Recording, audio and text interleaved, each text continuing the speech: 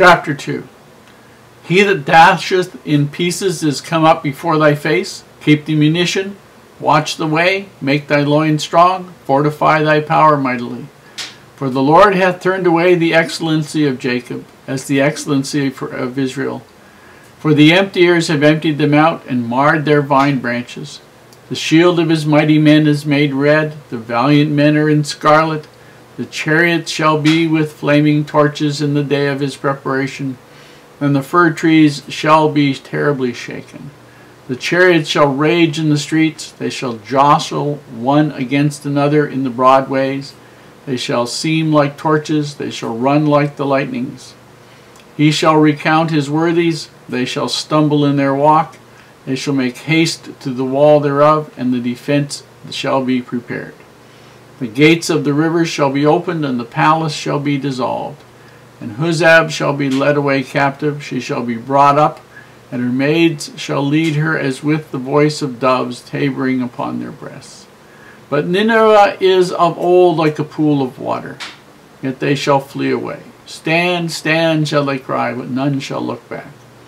Take ye the spoil of silver, take the spoil of gold, for there is none end of the store and glory out of all the pleasant furniture. She is empty, and void, and waste, and the heart melteth, and the knees smite together, and much pain is in all loins, and the faces of them all gather blackness. Where is the dwelling of the lions, and the feeding place of the young lions? Where the lion, even the old lion, walked, and the lions whelp, and none made them afraid. The lion did tear in pieces enough for his whelps, and strangled for his lioness, and filled his holes with prey, and his dens with raven.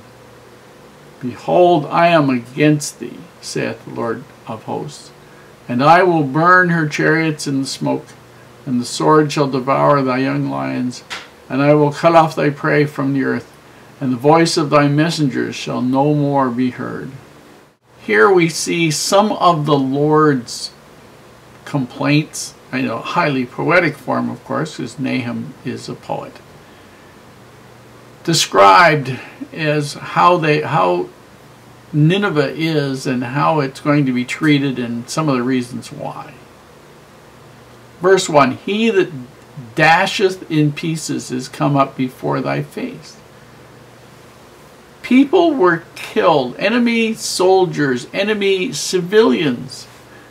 They didn't usually make too much of a distinguishing difference between those. If you were captured, you were an enemy. And they would kill these people in the most vile and disgusting ways possible. They would drop them onto beds of swords and sharp points, and over top of spikes, over top of sharpened wooden stakes that were 20 feet tall or whatever. And the population of Nineveh would watch this as though it was some kind of fun or amusement.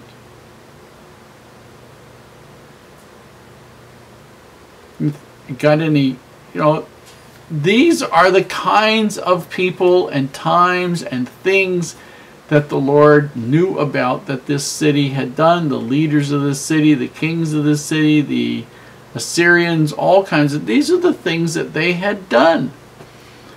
And there was a time when these things had to be accounted for. In verse 7, and Huzzab shall be led away captive, she shall be brought up.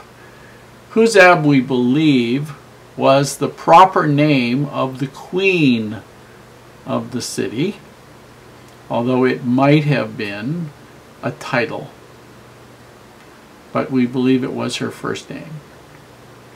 Talks about in verse 9, take ye the spoil of silver, take ye the spoil of gold. There is none end to the store and glory out of all the pleasant furniture. In other words, this was an extraordinarily rich civilization, extraordinarily rich empire, extraordinarily rich city, and they had raped the world of all kinds of riches and taken it home.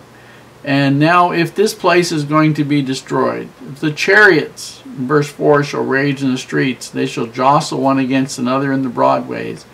It means you know, if you've got places where there are so many chariots in the highway, in the streets, that are maybe 125, 150 feet wide, that they have to bump against one another, obviously that's a lot of chariots.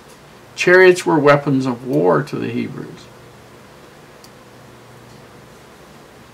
Where is in verse 11, where is the dwelling of the lions and the feeding place of the young lions? In other words, where are the soldiers, the warriors, the courageous young men of this city?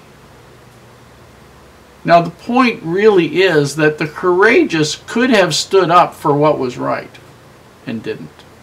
The lions, which were the mature warriors, could have stood up for what was right because they'd seen more evil in their own civilization, in their own country, and in all the other places. But they didn't. So the lion, that is the older warriors, did cut up, did tear in pieces enough for his whelps. In other words, they killed enough or damaged enough so that the younger warriors could kill them all by themselves. And strangled for the lionesses, for the amusement of the women.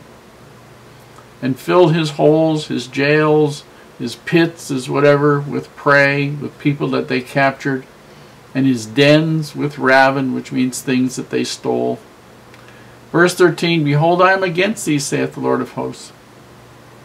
I will burn her chariots with smoke in the smoke, and the sword shall devour thy young lions, it's all thy sons, all thy daughters, all the courageous young people coming up, and I will cut off thy prey from the earth.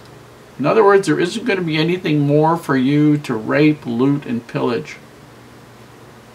And the voice of thy messengers, the people that you send out to tell other places to surrender and how great you are, shall no more be heard, because there won't be any messengers going out from you to tell anybody anything.